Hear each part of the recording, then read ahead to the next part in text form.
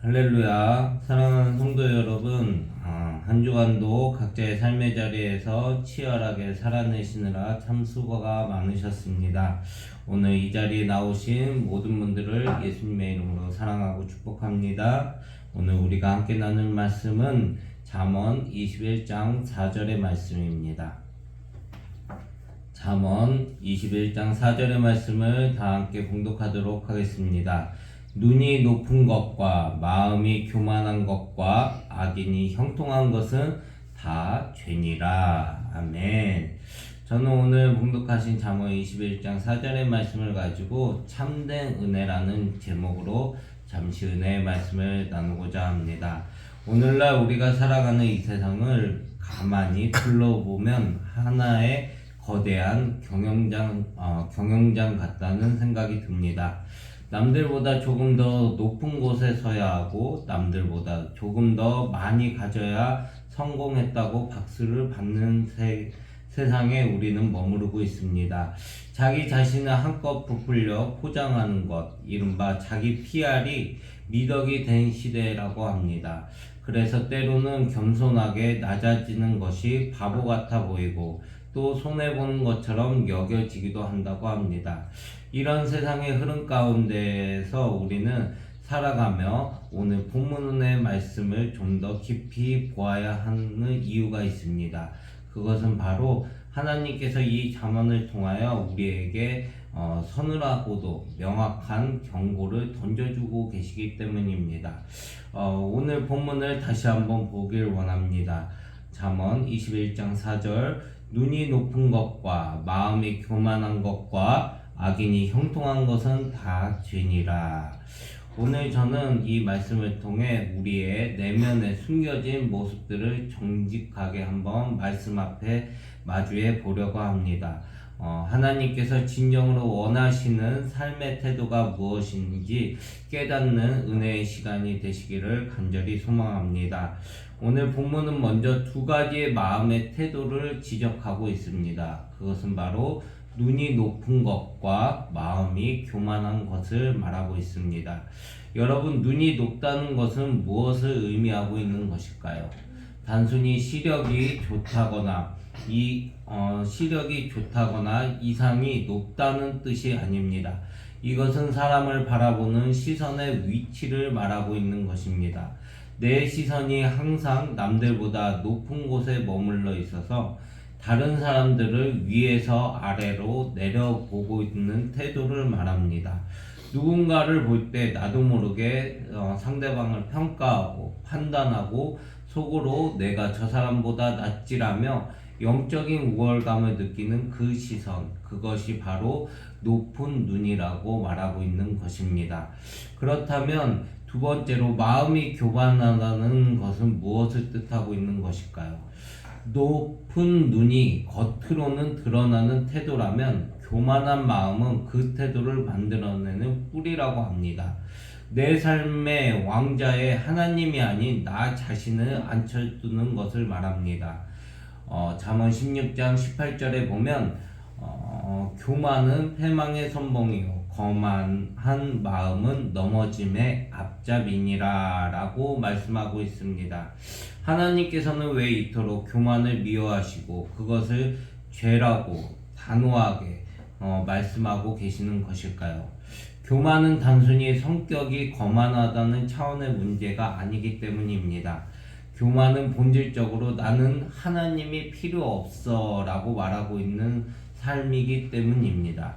내 힘으로, 내 지혜로 내 삶을 통제할 수 있다라고 선언하는 무서운 영적 관역이기 때문입니다. 그렇기 때문에 하나님은 이토록 교만을 미워하시고 그것을 죄라고 단호하게 말씀하시는 것입니다.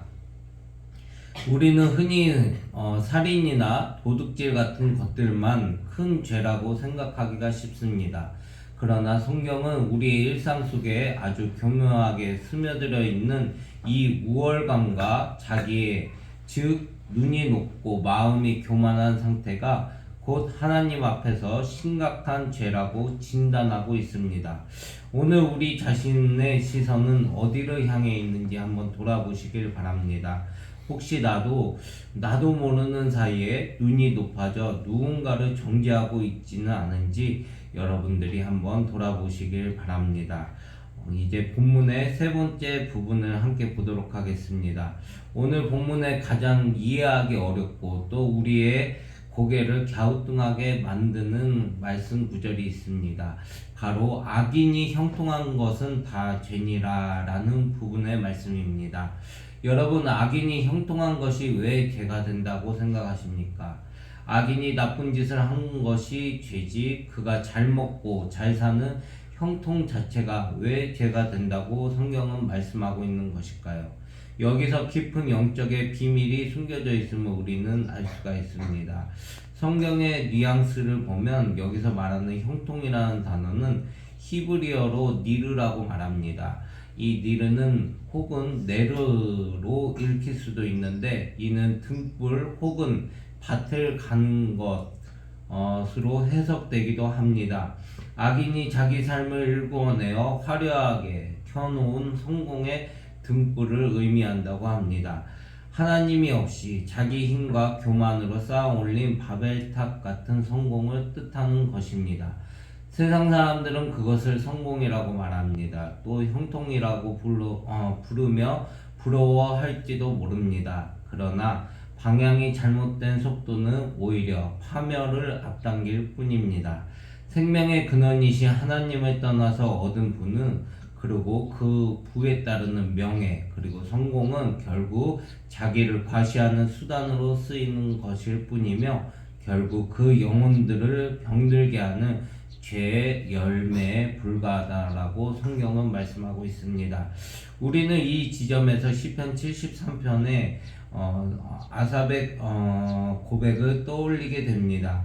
아삽은 악인들이 너무나도 형통하고 심지어 죽을 때에도 고통 없이 편안하게 죽는 모습을 보며 시험에 들 뻔하였다라고 고백하고 있습니다. 내가 우리들이 이렇게 주일마다 예배드리고 손해를 보면서 시간을 내어서 정직하게 살려고 발버둥치며 살아가는데 저렇게 하나님을 조롱하는 자들이 더 잘 사는 것을 보면 우리들은 가끔 깊은 회의감에 빠질 때가 있습니다. 하지만 시편 73편 17절에 하나님의 성소에 들어갈 때야 그들의 종말을 내가 깨달았나이다 라고 고백하는 말씀이 나옵니다. 사랑하는 성도 여러분, 세상의 잣대로 볼 때 번쩍이는 성공의 등불이라고 해서 모든 것이 다 축복이 아닙니다. 하나님이 없는 형통, 그 형통 위에 교만 위에서 쌓아 올린 성공은 결국 그들의 눈을 멀게 하는 독배이자 죄일 뿐입니다. 우리는 세상 사람들의 화려한 불빛을 부러워할 것이 아니라 지금 내 삶의 빛이 오직 여호와 하나님께로부터 오고 있는가를 점검해야 합니다. 그렇다면 이 교만의 유혹과 잘못된 형통을 추구하려는 마음에서 우리는 어떻게 자유함을 얻을 수 있을까요? 내 결심으로 눈을 낮추고 겸손해지려고 노력하면 되는 것일까요? 하지만 이조차도 결코 쉽지가 않습니다. 우리 안에는 끊임없이 자신을 증명하고 높이려는 본성이 꿈틀대고 있기 때문입니다. 우리가 참된 겸손을 배우기 위해서는 우리의 시선을 가장 높은 곳에서 가장 낮은 곳으로 내려오신 한 분에게 고정되어야만 합니다. 그것이 바로 예수 그리스도이십니다. 빌립보서 2장 5절에서 8절의 말씀에 너희 안에 이 마음을 품으라 곧 그리스도 예수의 마음이니 그는 근본 하나님의 본체시나 하나님과 동등됨을 취할 것으로 여기지 아니하시고 오히려 자기를 비워 종의 형체를 가지사 사람들과 같이 되셨고 사람의 모양으로 나타나사 자기를 낮추시고 죽기까지 복종하셨으니 곧 십자가에서 죽으심이라 라고 말씀합니다. 예수님은 눈을 높일 수 있는 모든 권리와 자격을 갖추신 창조주 예수 그리스도이십니다. 그러나 그분은 우리를 구원하시기 위해 그 높은 왕좌에서 내려와 우리의 눈높이를 넘어 가장 밑바닥 십자가의 자리까지 자신을 낮추고 하나님께 순종하였습니다. 우리가 십자가 앞에 설 때, 그 압도적인 은혜 앞에 설 때만 비로소 우리의 높아졌던 눈이 부끄러움을 느끼고 내려오게 됩니다. 내가 얼마나 많은 죄인인지, 얼마나 많은 죄를 짓고 살아가는지, 그리고 그런 나를 구원하시기 위해 주님이 얼마나 큰 희생을 치르셨는지를 깊이 깨닫는 자만이 진짜 하나님 앞에서 겸손할 수 있는 겸손자의 모습으로 하나님과 동행할 수가 있습니다.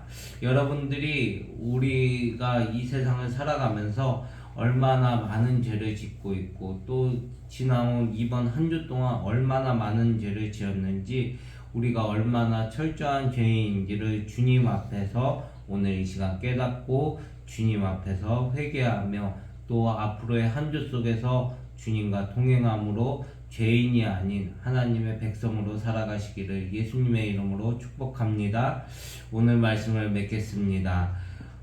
오늘 잠언의 말씀은 우리에게 거울을 들이밀고 있는 것과 같습니다. 혹시 교회 안에서 혹은 가정과 직장에서 학교에서 누군가를 내 시선 아래에 두고 평가하며 내 의를 드러내고 계시지는 않으십니까?